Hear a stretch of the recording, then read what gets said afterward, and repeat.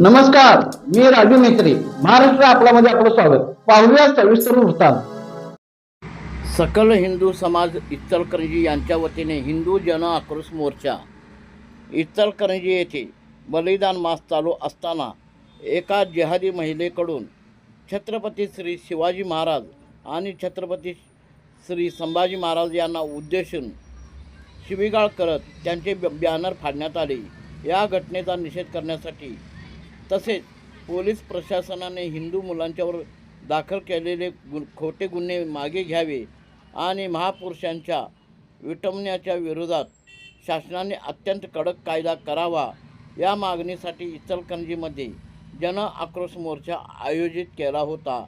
यावेळी आमदार संग्राम भैया जगताप, आमदार राहुल आवाडे, सकल मराठा समाजाचे नानासाहेब वाघमारे, शिवप्रतिष्ठानचे महाजन गुरुजी यांच्यासह हिंदुत्ववादी संघटनेचे अनेक मान्यवर, पदाधिकारी, हिंदुत्व नागरिक उपस्थित होते.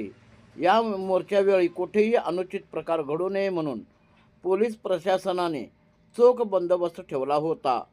धर्मवीर छत्रपती संभाजी महाराज की जय, हिंदू धर्म की जय, छत्रपती शिवाजी. अरे जो हिंदू से टकराएगा, अरे जो हिंदू से टकराएगा,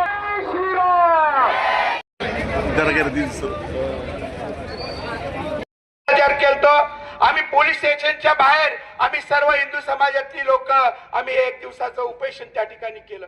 हे सतत सारखं या इचलकरंजीमध्ये या हिंदू समाजांच्या वरती अत्याचार होत असेल तर आम्ही घट्ट आहोत. आम्ही त्या ठिकाणी ताकदीनं आम्ही त्या ठिकाणी रस्त्यावरती उतरू.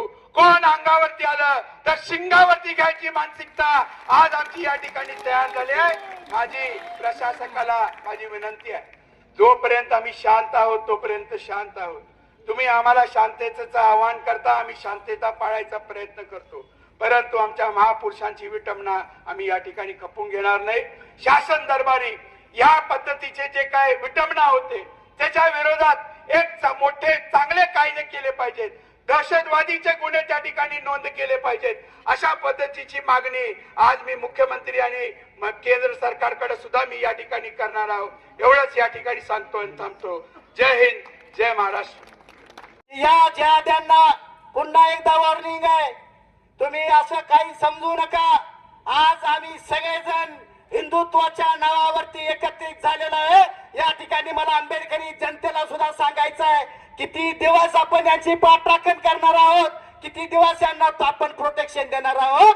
हिंदुत्वाच्या विरोधामध्ये आमच्या डोक्यामध्ये या जिहाद्यांनी विष पेरण्याचं काम केलेलं आहे. आता तरी ओळखायला शिका, आपलं कोण आणि परक कोण.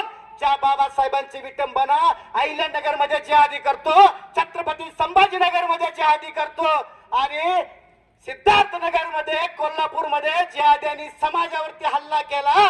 मग ज्या समाजांचं आपण संरक्षण करण्याचं काम केलं आतापर्यंत, त्या लोकांनी या खेळ चालू केलेला आहे. त्यांचा बिमोड करण्यासाठी, त्यांचा बंदोबस्त करण्यासाठी हिंदुत्वाची जबाबदारी आपण घेतली पाहिजे हातामध्ये आणि छत्रपती शिवरायांचं स्वराज्य निर्माण करण्यासाठी हिंदुत्ववादी समाज निर्माण झाला पाहिजे. एवढंच या ठिकाणी तुम्हाला सांगतो आणि थांबतो. जय भीम, जय शिवराय, छत्रपती शिवाजी महाराज की, छत्रपती संभाजी महाराज की, जय भीम, जय शिवराय. मला कळालं आंदोलन केलं. आता आंदोलन काय यांच्याशी आपला संघर्ष नाही, पण हे संघर्ष ओढून घेतात आपल्याकडून. कोण? प्रशासन. आपला संघर्ष त्या जिहादी लोकांशी. आणि तुम्हाला सांगतो, ज्या वेळेला आपल्याकडे असं काही घडलं तर त्याला ताबडतोब हे उत्तर देण्याचं काम यांच्या दारात न बसता, कुठेही काही न करता, तर त्याच्यावरती काही टीम तयार करून त्याला देखील उत्तर देण्याचं काम हे आपल्या वतीनं तयार करण्याची आवश्यकता आपल्यामध्ये कुठेतरी आज निर्माण झालेली आहे. म्हणून कुठेतरी आपण सर्वांनी इथून पुढच्या काळामध्ये जागृत राहणं आणि एक चांगल्या प्रकारे आपल्या सर्व हिंदू समाजाने एकत्र येणं हा देखील अत्यंत महत्वाचा भाग आहे. म्हणून आज आपण सर्वजण एक मोठा आक्रोश या ठिकाणी आज आपण कुठेतरी निर्माण केलेला आहे.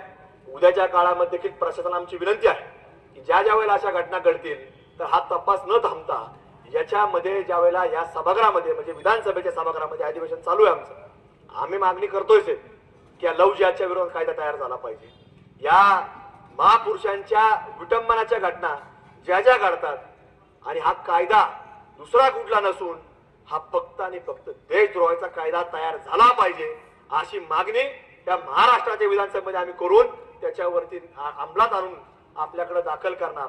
आणि हे सगळे गुन्हे त्यावेळेला जरी अगोदर दाखल झाले असले तरी त्याच कायद्याअंतर्गत हे वर्ग देखील करावं लागतील अशा प्रकारचं त्या ठिकाणी नियोजन आम्ही शासनाकडे करू. आणि जरी या लोकांचा उद्या जामीन झाला तरी ताबडतोब ज्यावेळी हे कायदा अंमलात येईल ते पुन्हा अटक करायची जबाबदारी आपली प्रशासनाची राहणार आहे.